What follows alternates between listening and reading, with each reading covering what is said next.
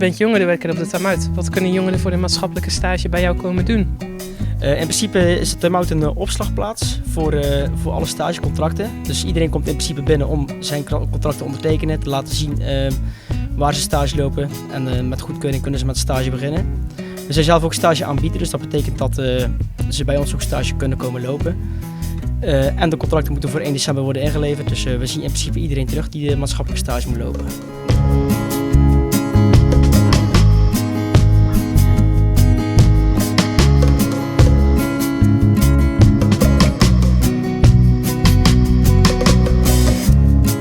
Het is vanavond maatschappelijke stagemarkt. Jongeren komen hun stage uitzoeken.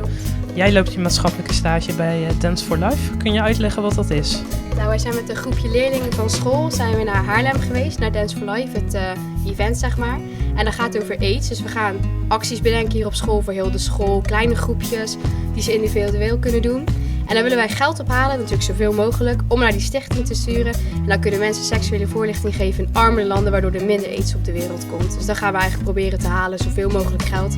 En dat is eigenlijk ons doel.